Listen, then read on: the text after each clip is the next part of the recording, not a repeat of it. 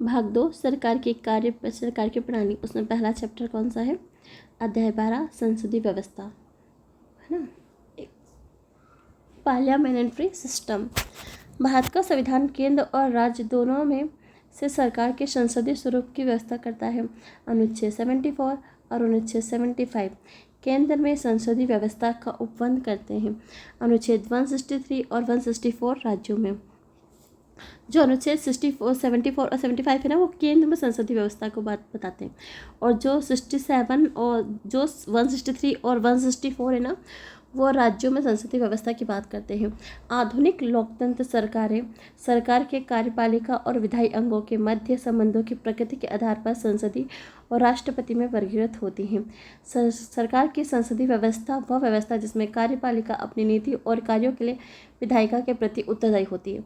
दूसरी ओर सरकार की राष्ट्रपति शासन व्यवस्था में कार्यपालिका अपनी नीति और कार्यों के लिए विधायिका के प्रति उत्तरदायी नहीं होती।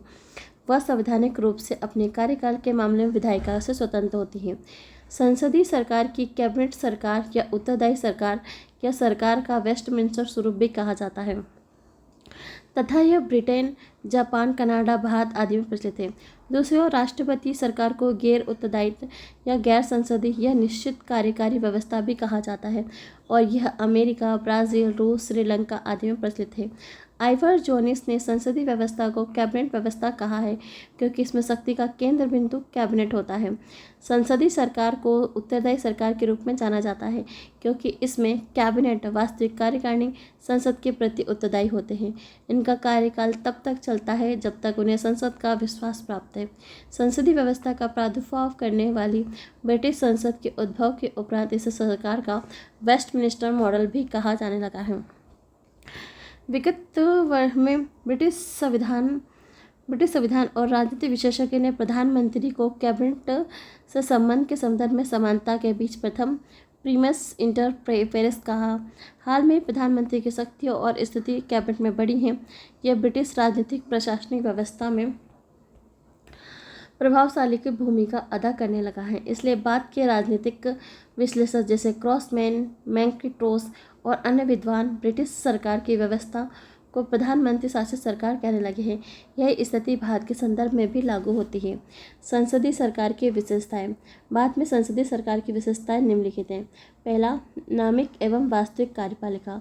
राष्ट्रपति नामिक कार्यपालिका विधिक कार्यकारी है, जबकि प्रधानमंत्री वास्तविक कार्यकारी। इस तरह राष्ट्रपति राज्य का मुखिया नामिक होता है, जबकि प्रधानमंत्री सरकार का मुखिया होता है। अनुच्छेद 74 प्रधानमंत्री के नेतृत्व में मंत्रिपरिषद की व्यवस्था करता है, जो राष्ट्रपति को कार्य संपन्न कराने में परामर्श देगी। उसके परामर्श को मानने के लिए राष्ट्रपति बाध्य होगा। बहुमत प्राप्त दल का शासन।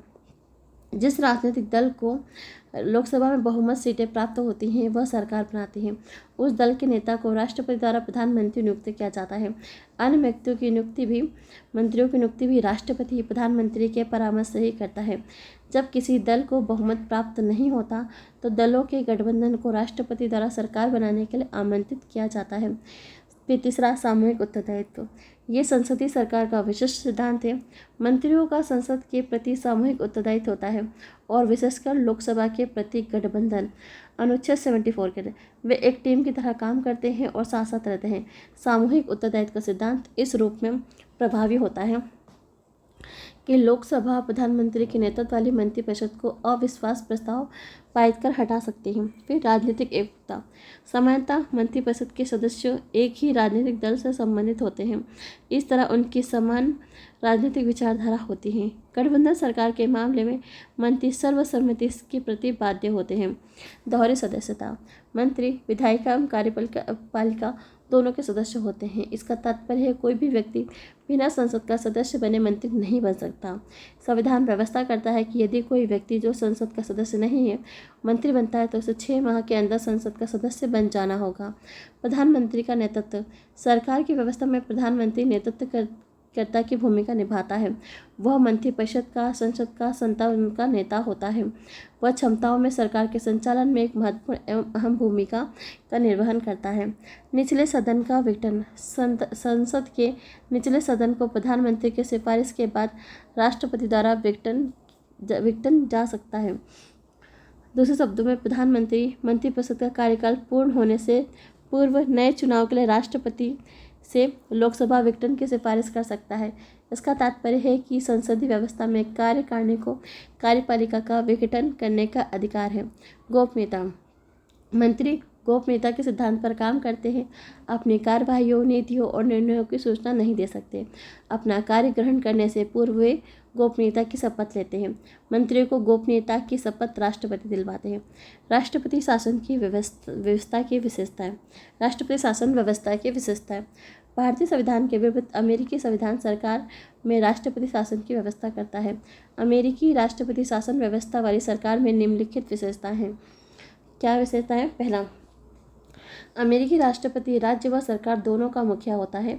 एक राज्य का प्रमुख होने के नाते उसे राज्य की स्थिति प्राप्त होती है और एक सरकार का मुखिया होने के नाते वह सरकार के कार्यकारी अंगों का नेतृत्व करता है। राष्ट्रपति को निर्वाचन व्यवस्था के तहत 4 वर्ष के निश्चित कार्यकाल के निर्वाचित किया जाता है। उसे कांग्रेस और गैर संवैधानिक कार्य के लिए दोषी पाए जाने के अतिरिक्त नहीं हटाया जा सकता है। राष्ट्रपति कैबिनेट या छोटी इकाई किचन कैबिनेट की सहायता से शासन चलाता है। यह केवल एक परामर्शदात्री इकाई होती है जिसमें गैर निर्वाचित विभागीय सचिव होते हैं। इनका चयन और नियुक्ति राष्ट्रपति द्वारा होती है और ये केवल उनके प्रति उत्तरदायी होते हैं।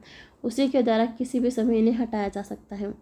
राष्ट्रपति और उसके सचिव अपने कार्यों के लिए कांग्रेस के प्रति उत्तरदायी नहीं होते।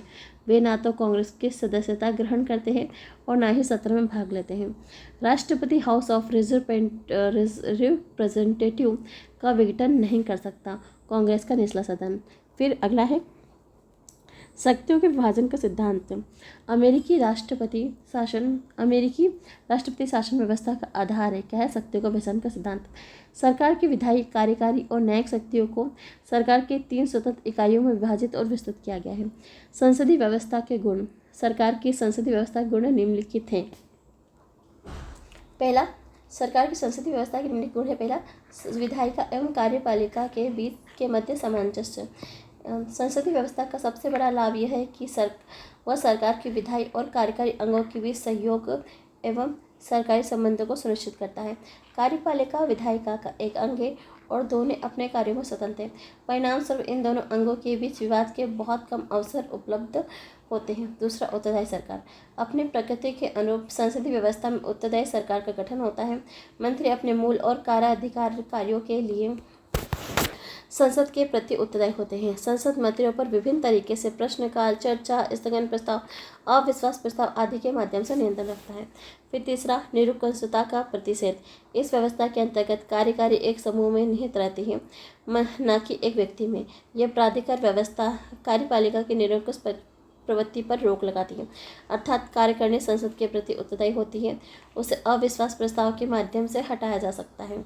वैकल्पिक सरकार की व्यवस्था। सत्तारूढ़ दल के मत खो जाने के बाद राज्य का मुखिया विपक्षी दल को सरकार बनाने के लिए आमंत्रित कर सकता है। इसका तात्पर्य है कि नए चुनाव के बिना वैकल्पिक सरकार का गठन हो सकता है। इस तरह के डॉक्टर जोनिगन्स कहते हैं कि विपक्ष का नेता वैकल्पिक प्रधानमंत्री है। फिर व्यापक प्रतिनिधित्व। संसदीय व्यवस्था में कार्यपालिक लोगों के समूह को गठित होती है। उदाहरण के लिए मंत्री लोगों का प्रतिनिधि है। इस प्रकार यह संभव है कि सरकार के सभी वर्गों एवं क्षेत्रों का प्रतिनिधित्व हो। प्रधानमंत्री मंत्रियों का चयन करते समय इस बात का ध्यान रखता है। संसदीय व्यवस्था के दोष। उपरोक्त दोष गुणों के बावजूद संसदीय व्यवस्था में निम्नलिखित दोषों से युक्त है। पहला, अस्थिर सरकार। संसदीय व्यवस्था अस्थायी सरकार की व्यवस्था नहीं करती। इसकी कोई गारंटी नहीं है कि कोई सरकार अपना कार्यकाल पूरा करेगी। मंत्री बहुमत की दया पर इस बात के लिए निर्भर रहते हैं कि वे अपने कार्यकाल को नियमित रख सकें। एक अविश्वास प्रस्ताव या फिर राजनीतिक दल परिवर्तन या फिर बहुदलीय गठन सरकार को अस्थिर कर दे सकता है। मोरारजी देसाई, चरण सिंह, पी.वी. सिंह, चंद्रशेखर, देवगौड़ा, I.K. गुजराल नेतृत्व वाली सरकार इसके उदाहरण हैं। फिर नीतियों की निश्चितता का अभाव। संसदीय व्यवस्था में दीर्घकालीन नीतियाँ लागू नहीं हो पाती क्योंकि सरकार के कार्यकाल की अनिश्चितता बनी रहती है। सत्तारूढ़ दल परिवर्तन से सरकार की नीतियों में परिवर्तन हो जाती है। उदाहरण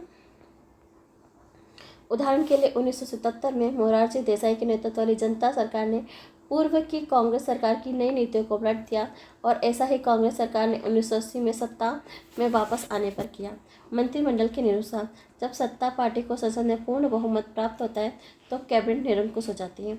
वह लगभग असीमित शक्तियों की तरह कार्य करने लग जाती है। H.J. लास्की कहते हैं कि संसदीय व्यवस्था कार्यकारिणी को तानाशाही का अवसर उपलब्ध करा देती है। पूर्व प्रधानमंत्री रेमसे मूर भी कैबिनेट की तानाशाही की शिकायत करते हैं। इंदिरा गांधी और राजीव गांधी का काल भी इसका गवाह है। फिर शक्ति पृथक्करण के विरुद्ध। संसदीय व्यवस्था में विधायिका और कार्यपालिका एक साथ अविभाज्य होते हैं। कैबिनेट विधायिका और कार्यपालिका दोनों की नेता होते हैं, जैसे ही बैकहॉट उल्लेख करते हैं।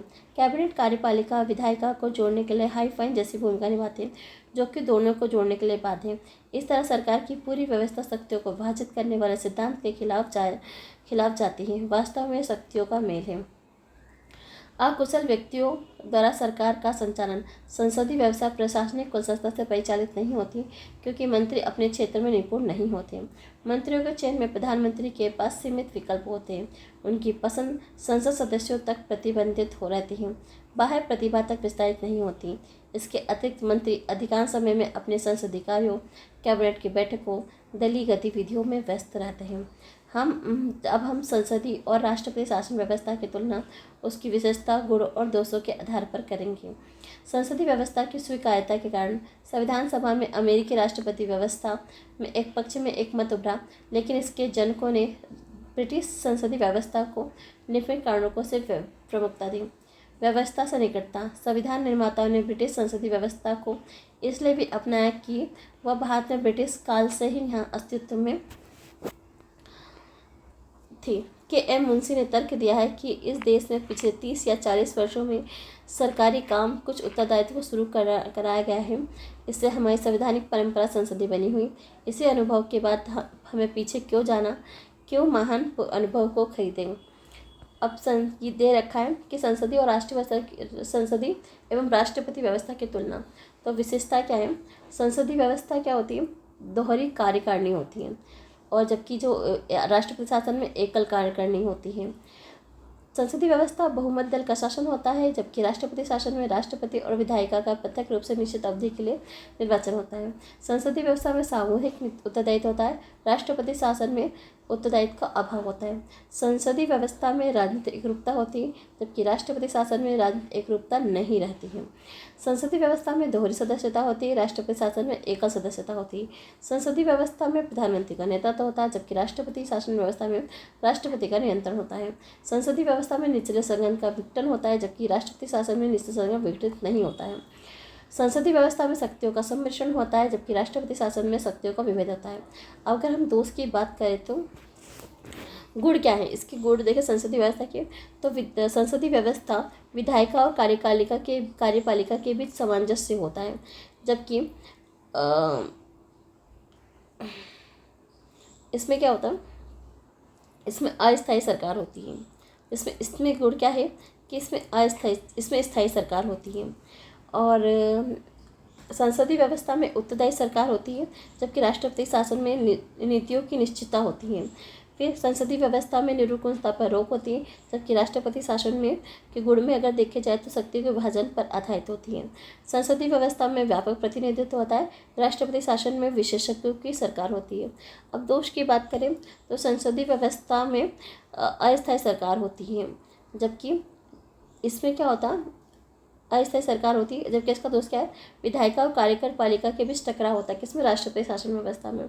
संसदीय व्यवस्था में नीतियों की निश्चितता नहीं होती है, जबकि एक सेकेंड इसमें होती है। आगे देखिए हम उत्तरदायित्व की आर्थिक वरीयता। डॉक्टर बी अम्बेडकर ने संविधान सभा में इस ओर इशारा किया है कि एक लोकतांत्रिक कार्यकारिणी को 2 शर्तों से अवश्य संतुष्ट करना चाहिए: स्थायित्व और उत्तरदायित्व। दुर्भाग्य से अब यह तक संभव नहीं हो सका है। ऐसी व्यवस्था को खोजा जाए जो दोनों में समान स्तरों को सुनिश्चित किया जा सके। अमेरिकी व्यवस्था ज़्यादा स्थायित्व देता है लेकिन कम उत्तरदायित्व। दूसरी ओर ब्रिटिश व्यवस्था ज़्यादा उत्तरदायी देती है लेकिन कम स्थायित्व। प्रारूप संविधान ने कार्यपालिका की संसदीय व्यवस्था की सिफारिश करते हुए स्थायित्व की तुलना में उत्तरदायित्व को अधिक वरीयता दी है। फिर तीसरा क्या है, विधायिका और कार्यपालिका के टकराव को रोकने की आवश्यकता। संविधान निर्माता चाहते थे कि विधायिका और कार्यपालिका के बीच टकराव को नकारा जाए, जो कि अमेरिका के राष्ट्रपति प्रणाली में पाया जाता है। उन्होंने सोचा कि एक प्रारंभिक लोकतांत्रिक सरकार कि इन दोनों घटकों के बीच संघर्ष को स्थायी खर्चों को वहन नहीं किया जा सकता। वे चाहते थे कि एक ऐसी सरकार बने जो कि देश के चहुमुखी विकास के लिए अनुकूल हो। फिर चौथा, भारतीय समाज की प्रकृति। भारत विश्व में सर्वाधिक मिश्रित और सर्वाधिक जटिल समाज वाला है। इस तरह संविधान निर्माताओं ने संसदीय व्यवस्था को अपनाया ताकि सरकार के विभिन्न वर्गों क्षेत्रों के लोगों के हित में बहुत सारे अवसर सुलभ हो सके, राष्ट्रीय भावना को लोगों के बीच बढ़ाते हुए अखंड भारत का निर्माण हो सके। संसदीय व्यवस्था को जारी रखना, इसे राष्ट्रपति व्यवस्था में परिवर्तित किया जाना चाहिए। इस बात को लेकर 1970 के दशक में बहस और वाद विवाद जारी है। इस मामले में विस्तार से स्वर्ण सिंह समिति द्वारा विचार किया गया, जिसका गठन 1975 में कांग्रेस सरकार द्वारा किया गया था। समिति का मत था कि संसदीय व्यवस्था अच्छा कर रही है, इस तरह से उसकी कोई जरूरत नहीं कि राष्ट्रपति शासन व्यवस्था परिवर्तित की जाए। भारतीय एवं ब्रिटिश मॉडल में विभेद।